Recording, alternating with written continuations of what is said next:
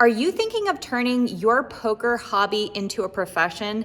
This is totally feasible, but there are some things you need to know before going pro. Hey guys, I'm Lexy Gavin-Mather, professional poker player and coach, and I travel the world playing poker tournaments and cash games, and I teach you things along the way. So anyway, how do you know when is the right time to go pro? I did it, I took the plunge, and it took a long time for me to become profitable because I didn't know exactly what it entailed. And I'm here to show you exactly what you can do and what you need to know before going pro and quitting your job and doing all the things. Let's head over to my computer so I can show you a snippet of my course called the Poker Accelerator, which I am offering a 20% discount on right now. Just enter the coupon code, my coupon code, and check it out. Visit LexyGavinMather.com. There's some free training over there as well. All right, let's go. Let me show you. Becoming a pro. So to become a poker player professionally, it takes a lot of hard work and dedication. You know, that holds true for any profession that you're in. But the game of poker is constantly evolving. There's new strategies and formulas out there. The pros are getting better every single day. So it is harder to win consistently playing poker now than it was, say, 10 years ago. So you have to make sure that you're constantly studying and keeping up to date with the latest strategies. And you want to find that even balance of study and play. You don't want to be studying 90% of the time and only playing 10% of the time. And you don't want to be playing 90% of the time and only studying 10% of the time. So try and find an even 50-50 balance of study and play. So again, study. So different ways to study poker, because it can be kind of confusing to know how to study sometimes, is hand history review. If you play online, going back in your poker tracker or whatever program you use that tracks your hands, and I would recommend doing this after every session. Go through the hands and ask yourself what you could do differently to maybe yield you more money, or how you can adjust the hand so that you can play it better. And also studying your opponents as well. If you're playing live, write down hands when you're playing live. Talk about hands with people that are better than you. That's always really important. I strongly believe that surrounding yourself with good poker players and joining a poker group chat and throwing hand histories and reading other people's hand histories really help improve your game. It's just nice to get different perspectives from other people, even if you don't agree. You know, there's no one wrong or right way to play a poker hand. Proper bankroll management. So the general rule is you should have minimum 20 buy-ins of any stake that you play. Personally, I think that you should have more, but at least have 20 buy-ins of any stake that you play. So if you ever get confused, you can visit this site. So this is just a poker bankroll calculator. If you type in your bankroll, say you have a $10,000 bankroll, you can hit calculate. And then this tells you what you should be playing, how many buy-ins you have, what stakes you should be playing, and stuff like that. So this is actually a pretty useful tool. It's just the poker bankroll calculator. You can Google it, thepokerbank.com. Also, learning how to sell action on UStake or StakeKings. We're going to go over that as well. Pay your dues. You don't want to jump stakes too quickly. So this is something that can be the death of a poker player, and I struggled with it in the beginning as well. Definitely be a winner at every stake before you move up, and don't let your ego get in the way. So if you find yourself losing at 2-5, then you should be dropping down in stakes and try building it up at 1-2 for a while, building up your bankroll and your confidence as well, because when you lose in poker consistently, it can be really hard on you mentally. So dropping down in stakes and kind of building back up is very important. So you also need to develop a thick skin. So, you know, poker can bring out the worst in people, and you shouldn't take anything that happens at the poker table too seriously.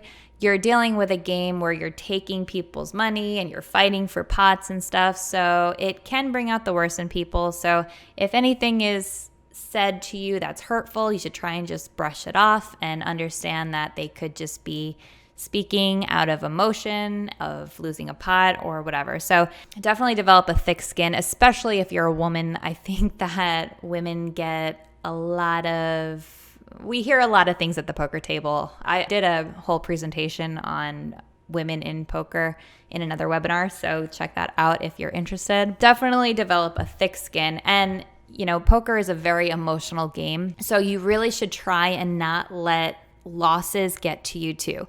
You have to understand that losing is inevitable in poker and it's literally impossible to win every session. So you have to be okay with losing and not even let it affect you at all. Just, I think that comes with practice. And I have personally experienced very, very big losses, and I treat them, or at least I try to treat them, as if they were a learning experience, or just, chalking it up to running bad. Or if I played bad, then I would go and I would ask myself, why did I play poorly and what could I have done differently? So try and not let losses affect you.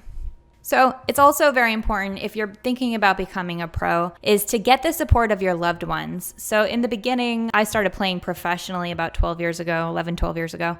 And I was supposed to go to law school. It was when I graduated from college and was supposed to go to law school when I decided to start playing poker professionally. So you can imagine the reaction of my family and friends when I had told them I'm going to play poker for a living and not go to law school. So that was a really hard time, and not having the support of your friends and family is tough, especially when you're first starting out in poker, because you know deep down that you can do it and that you can make a living doing it, but everybody else kind of just considers it gambling, so they just kind of don't understand. So if you're dealing with this, or if you're afraid to tell your family or tell your friends, try and present it in a way where you're showing them the facts. Try and explain to them that it's not like any other game in the casino. The other games in the casino, you're playing against the house, but poker, you're playing against other people. So it's a game of skill and strategy rather than just gambling. So you can explain that to them. Try and get them on board. Chances are they're not going to be on board for the first, year or two, but if you, like I said, consistently study and work on your game and prove that you're successful, I find that eventually family and friends come around. Now my parents and my friends are my biggest supporters, and it's an amazing feeling having them behind your back, especially when you're in a tournament and you have everybody rooting for you. It's just a really surreal and amazing feeling. And to stay a pro, again, never stop studying and trying to improve. Again, it's a difficult game. The pros are getting better every day, so always continue studying. You never reach a point in poker where you've figured it all out. No one hand in poker is the same, and it's really important to study as many different spots as you possibly can. So, key things for success: a healthy mind and body. Now, you might laugh at this or might think it's cliche, but it really is so true. Having mental clarity and a healthy body is just so important. I mean, especially if you're playing tournaments. Tournaments are grueling. They're really, really challenging on the body. And if you're not in, optimal physical health, if you're hungover all the time, or if you're eating a lot of processed foods, that's literally going to affect your brain. I'm not saying become, the next Michael Phelps, but you need to try and have somewhat of a healthy routine if you can. I mean, whether it be just going for walks every day, or meditating, or trying to cut down on processed foods. I guarantee you, if you do this, you will see an increase in your win rate, and you will find that you are more mentally clear than you were when you were adding all those toxins to your body and being lazy, just sitting behind a computer grinding all day every day. And I've done that. I mean, I used to play online. I used a 24 table, and I would just find myself sitting in my room, just grinding all day and not seeing the sun. That was not very good for my hourly. So again, even balance between study and play. You need to learn how to be your own boss. So this is actually more difficult than you would think. It's really easy when you're your own boss to just rationalize not working and not studying and, flipping on the TV and surfing through the channels. Like, it's really easy to become distracted when there's nobody holding you accountable. So if you are going to try to become a professional poker player, it's really important to manage your time, set a schedule, try and set quote unquote office hours, wake up and say that you're going to study from 10 to 1 and then play from 5 to 10 or something, and then try and really stick to that. And don't get into the routine. If you're an online player, try not to get into the routine of just playing all night. I know the best games are at night for the most part, and I would find myself going into play around 6 o'clock and then playing until 5, 6 o'clock in the morning, and that's just not healthy and it's not sustainable. If you're gonna do this for a living, you have to kind of set those hours. Of course, like there are going to be those sessions where a massive whale comes to the table and you're going to want to stay, as you should. If a massive whale comes and is donating, then yes, you should definitely try and play longer with that person. But, as a general rule, try and stick to your schedule. So again, controlling your emotions, not getting upset when you lose pots. Don't berate fish. Don't berate anybody. If you lose a pot and somebody played really bad or sucked out on you, again, don't berate that person. Just try and hold it in and understand that the poker ecosystem needs bad players that are going to make mistakes. That is how you're going to win in the long term. So getting mad at these players is completely counterproductive. So again, not moving up in stakes too fast. Pay your dues.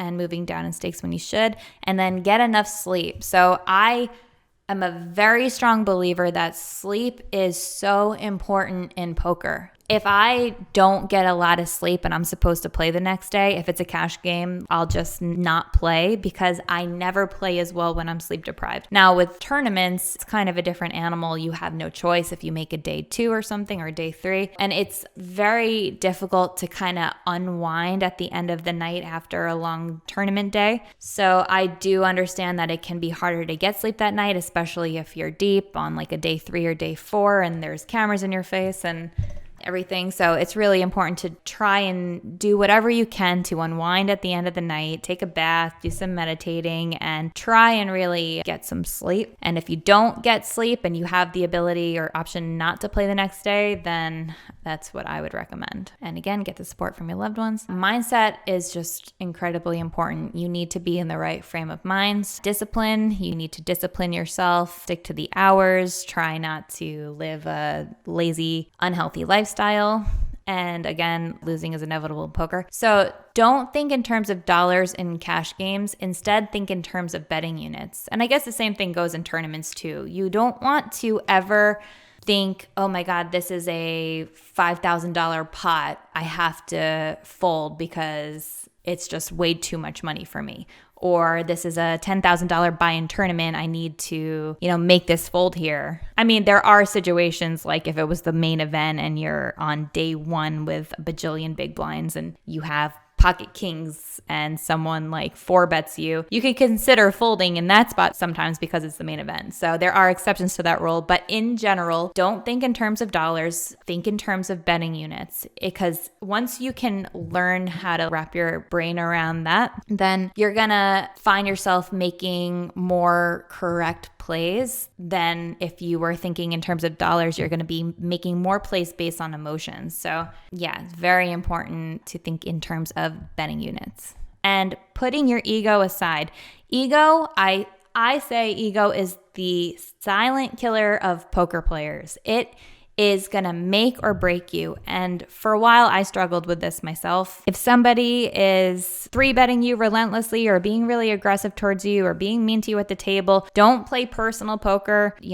Don't try and show off. Don't get fancy play syndrome. So there's just a lot of ways that ego could get the best of you. And it takes a lot of practice to not let ego get in the way of your game. So you also need to recognize when you're not playing your A game. And it's literally impossible to play your A game at all times. I oftentimes play my B and C game. And when I do notice that I'm not on my A game, I don't necessarily quit, but I do tighten up. And that's what you should do. If the game is good and you're not playing your A game, but you're not necessarily tilted, just try and play less hands and nut pedal more. So play more nuttier hands and tighten up, or you can quit because there's always going to be more poker. Force yourself to take breaks, walk around, stretch. Definitely important to take breaks. It's, good for the body. It's not good for the body to be sitting. They say sitting is the new smoking. So force yourself to take breaks, walk around, stretch, and learn when to quit. Set a stop loss if you're tilted. We'll talk a little bit more about stop losses. But yeah, if you recognize that you're not playing well or if you're tilted, then you can just quit. And then understand that things change very quickly in poker. So this is a motto that I kind of live by. I definitely say this to myself whenever I am stuck a lot or if I'm just running really bad. And it's so true. Like, you could be down 3 or 4 buy-ins in a session, and then the next hand or two, you can get it all back plus some. So understand that things change quickly in poker. Same thing with downswings. You could be on a downswing for a while, or you could be running really bad in tournaments, and then all of a sudden you hit that big score. So try not to get demoralized. Again, things change quickly in poker, and as long as you're playing optimally, things should change in your favor. So again, save notes in your phone on people you play with often. So if you play a home game or a casino game with a bunch of regs and people that you recognize, put notes in your phone and kind of just look over them before you play with them. Like if somebody shows a lot of light 3-bets or folds a lot of flops or calls a lot of flops but folds a lot of turns, you should be making notes of those. And same thing with your online games. You can take notes on your opponents. Take notes on big pots you're involved in and spots you're unsure of. For tournaments, always record your bust out hands for future review, especially when you get it in bad. So those are, spots that you definitely want to be studying. If you find yourself constantly getting it in behind, it's really important to ask yourself why and kind of reevaluate your game. So pros and cons of playing poker for a living. Dealing with fame and attention. Okay, so this one is kind of funny, but it's real. I mean, with poker, when you're playing a tournament, you're gonna find that there are bloggers around and there are photographers and there are videographers. And if you are playing big games, there might be ESPN cameras. So you can't let this throw you off your game. And a good example of this is I was actually on the featured table for the World Series main event last year. And this is embarrassing to admit, but it completely threw me off my game. It was on day 1 of the World Series, and nobody ever wants to be on the featured table on day 1 because you feel like you need to put on a show. So I definitely didn't play my best, and I definitely probably played more hands than I should have. So don't let this happen to you. If you are playing in a game and a blogger comes over or a photographer, just try to, play it the way that you would play it if they weren't there. So again, don't get fancy play syndrome when photographers are watching, and don't get caught up with reading the blog when you're deep in a tournament. So I was guilty of this quite a few times. As you can tell, most of these points that I'm teaching you are things that have happened to me and the mistakes that I've made, so I don't want you to make the same mistakes. When you're deep in a tournament, say you're approaching a final table or in day 3 or something, don't get caught up reading social media. You can post that you're deep in a tournament, but when you do post that you're deep in a tournament, you are going to find that you're going to get a lot of attention on social media, and you can get caught up reading the blog and checking pictures that the photographers took of you. So that is all a big distraction, and you don't want to get caught up with all of that. And then stay humble. Poker is funny because if you have success in tournaments and you get your picture taken, then your friends think you're famous, and it could inflate your ego. So try and stay humble. Try and understand that literally anybody can get famous in poker if they play enough, even if they're bad. So it doesn't necessarily make you special. I really hope that everybody does well and gets famous if they want to be famous, but for the right reasons. So try and stay humble. So the pros and cons of being a pro: freedom. You are your own boss. There is no greater feeling than being your own boss. You can make your own hours and you can work from anywhere. It's cool. Playing a game that you love for a living is amazing. You get to travel, and it can be lucrative. And you get to meet a lot of people. I've met a lot of cool people. I've traveled to a lot of amazing places here on the tournament circuit. There are just so many amazing reasons to become a poker pro. But you have to understand that there are some negatives as well. Again, losing money is inevitable. It's hard on the body and the mind. Can be crazy hours, and downswings are inevitable. Cost of travel is very expensive, and it's somewhat of a selfish career. I coach for a living, and that's amazing. Before I started coaching, I tried to make sure that I did a lot of charity work because poker is kind of a selfish career in that you're not really contributing to society. So that can actually take a toll on you. Try and do something that's good for your mind and soul as well. And you're going to deal with jealous people. It's just a fact. I mean, that holds true for probably every field. There are haters and you have to deal with jealous peoples. But I just want to make a note that the pros outweigh the cons. Poker for a living is amazing. So let's talk about tournament lifestyle. So some important concepts are how tournament play differs from cash game play, knowledge of structure and how to adapt to it, patience with deep structure and accumulation in fast structures. That's important. You want to understand re-entry strategy, arriving on time, especially in re-entry and bounty events because the week won't last. So this is super important. If you're about to enter a really soft re-entry tournament, it's important to try and get there on time because the recreational players, they tend to blast a lot in early stages. So you want to get there and try and utilize your edge as much as you can. Registering the night before or early day of to get better table draws. So that's really important because sometimes if you late reg, then you're going to be starting a new table, and the pros, they tend to late reg a lot. So then you're all of a sudden stuck playing a tournament table full of pros, whereas if you register the night before or in advance, then more than likely you're going to be at a softer table. Adapting to and exploiting player styles, so that's always important, and bubble play and ICM adjustments. So you do have to understand that there is a big difference between live cash or online cash and online and live tournaments. So definitely study these spots if you're going to be playing tournaments. All right, so I hope I encouraged you to take the plunge to go pro. Let me know in the comments if this video was helpful, and remember, head on over to LexyGavin-Mather.com for 20% off of this course. Thanks for watching, guys. See you on the next one. Bye.